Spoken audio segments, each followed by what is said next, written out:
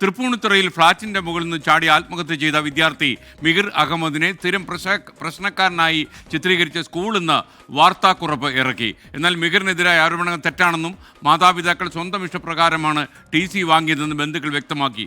വിഷയത്തിൽ പ്രതിഷേധം വ്യാപകമാകുന്നതിനിടെ KSU Kochi city police commissioner ഓഫീസിലേക്ക് ഇന്ന് മാർച്ച് നടത്തി. മാർച്ച് സംഘർഷത്തിൽ കലാശിച്ചു. സഹപാഠികളായ വിദ്യാർത്ഥികളെ വെള്ളപൂശിക്കൊണ്ട് മിഹിർ പ്രശ്നക്കാരനാണെന്നും ചൂണ്ടിക്കാണിച്ചാണ് ഗ്ലോബൽ സ്കൂളിന്റെ വാർത്താക്കുറിപ്പ്. ആരോപണ വിധേയരായ കുട്ടികൾക്കെതിരെ തെളിവുകൾ ലഭിച്ചില്ല. അവർക്കെതിരെ നടപടി സ്വീകരിക്കാൻ സാധിക്കില്ലെന്നുമാണ് ഗ്ലോബൽ സ്കൂളിന്റെ വിശദീകരണം.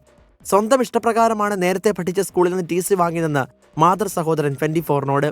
TC നമ്മൾ പേരൻസിന്റെ ഇഷ്ടത്തിന് വാങ്ങിയത്, അതായത് നമ്മൾ ഫോഴ്സ് ചെയ്തിട്ടാണ് ആ TC നമുക്ക് തന്നത്. അവര് നമ്മളോട് അവിടെ കണ്ടിന്യൂ ചെയ്യാൻ വേണ്ടി പറഞ്ഞതാണ്.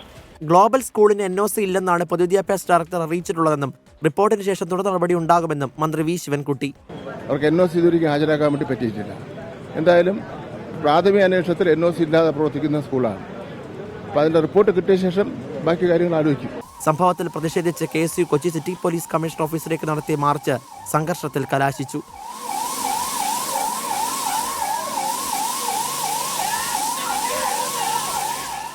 പീഡന വിവരങ്ങൾ പൊതുവിദ്യാഭ്യാസ ഡയറക്ടർക്ക് കുട്ടിയുടെ മാതാവ് തെളിവായി നൽകിയിരുന്നു.